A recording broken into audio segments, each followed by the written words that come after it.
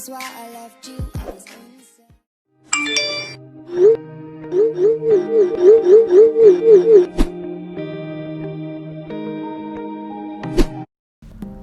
Apa itu COVID-19? COVID-19 atau dengan nama lain coronavirus adalah virus yang menyerang sistem pernafasan pada manusia. Virus ini dapat menyebabkan gangguan pernafasan, bahkan dapat menyebabkan kematian. Virus ini ditemukan pertama kali di kota Wuhan, salah satu kota di negara Cina, pada akhir tahun 2019.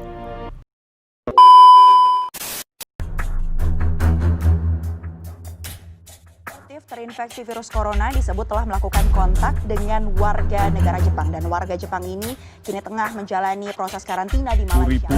2.504 spesimen, sehingga total spesimen yang kita periksa adalah pemerintah 1.221.518. Kasus positif yang konfirmasi positif yang kita Bagaimana COVID-19 dapat menyebar?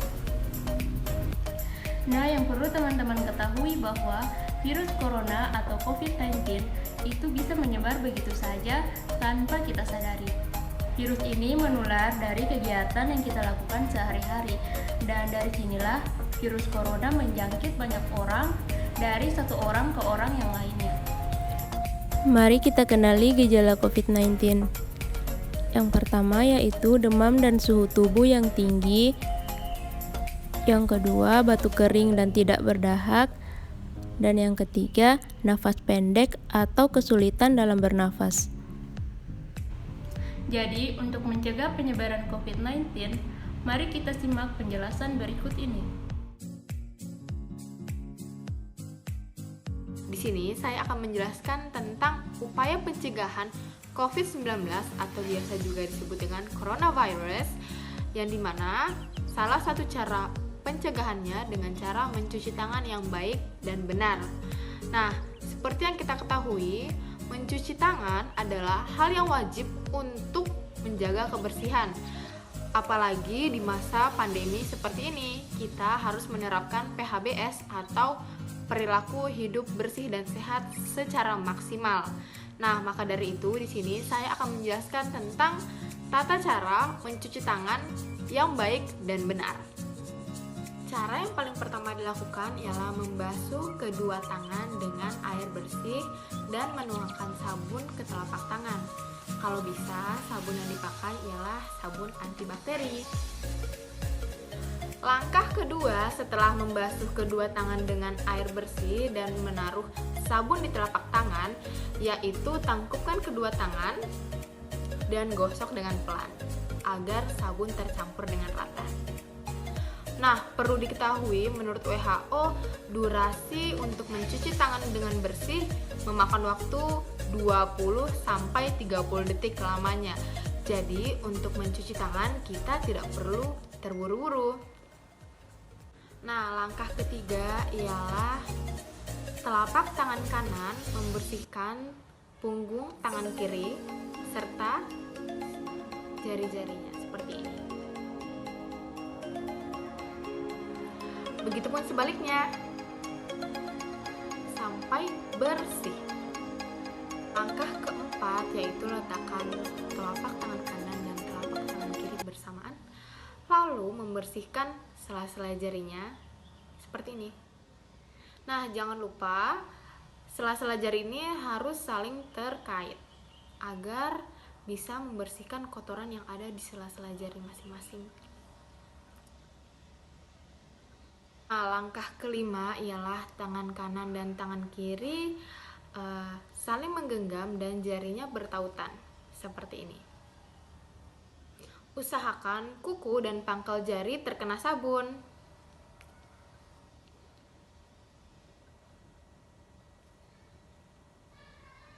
Nah, langkah yang keenam ialah gosok ibu jari dengan tangan kanan seperti ini contohnya. Lalu sebaliknya, dilakukan berulang kali hingga bersih.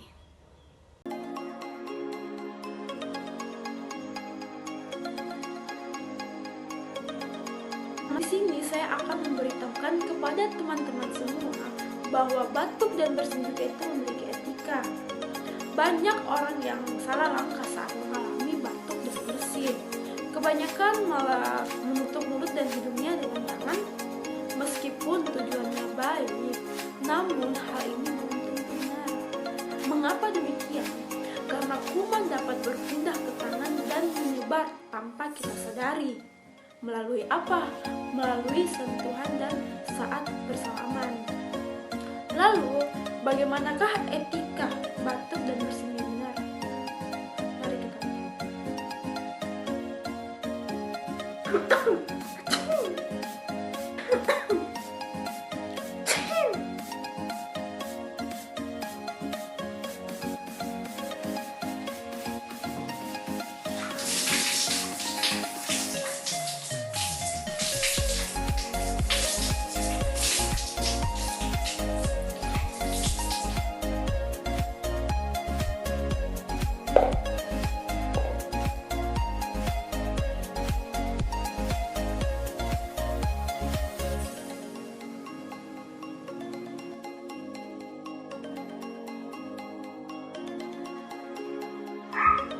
Selanjutnya mengenai physical distancing. Jadi di sini saya akan membahas mengenai physical distancing, yaitu pentingnya physical distancing untuk mencegah penyebaran virus corona.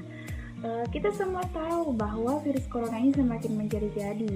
Saat ini untuk memutus rantai penyebaran virus corona, pemerintah meminta masyarakat untuk menerapkan physical distancing atau memberi jarak antara individu dengan individu yang lainnya. Nah, mari kita kenali apa itu physical distancing dan bagaimana cara kita menerapkannya. Nah, apa itu physical distancing? Jadi physical distancing adalah salah satu cara pencegahan virus corona dengan melakukan tindakan jaga jarak fisik antara individu, sehingga yang dihindari tidak hanya kerumunan orang saja, tetapi juga kontak fisik antar individu seperti jabat tangan atau kontak fisik lainnya. Nah, di sini ada beberapa contoh penerapan physical distancing yang paling sering dilakukan, yaitu bekerja dari rumah. Bagi siswa sekolah dan mahasiswa biasanya memperlakukan sistem online atau belajar di rumah secara online, menunda meeting atau acara yang dihadiri oleh banyak orang, tidak mengunjungi orang yang sakit, cukup menanyakan kabarnya melalui telepon atau video call. Nah, selanjutnya yaitu persiapan melakukan physical distancing. Tentu saja ada berbagai persiapan yang harus kita lakukan. Yang pertama adalah merencanakan kegiatan. Bagi kita yang sudah terbiasa untuk keluar seperti beraktivitas pergi kantor, meeting, maupun belanja, di masa physical distancing ini kamu perlu membatasi aktivitas yang kamu lakukan. Karena dengan berkunjung ke tempat ramai akan meningkatkan risiko untuk terjangkit virus. Nah, yang kedua, menyediakan obat-obatan yang diperlukan. Nah, bagi kalian yang menderita penyakit tertentu dan memerlukan obat khusus, sebenarnya kamu menyediakan obat-obatan yang harus kamu sediakan terlebih dahulu. Kemudian yang ketiga adalah memenuhi kebutuhan harian, yaitu persiapan stok makanan, sabun, disinfektan, dan kebutuhan sehari-hari. Yang terakhir yaitu siapkan akses internet. Jika kamu harus bekerja atau belajar dari rumah, akses internet tentu saja sangat penting untuk disiapkan agar proses bekerja dari rumah itu bisa dengan mudah kita lakukan hanya untuk melalui internet.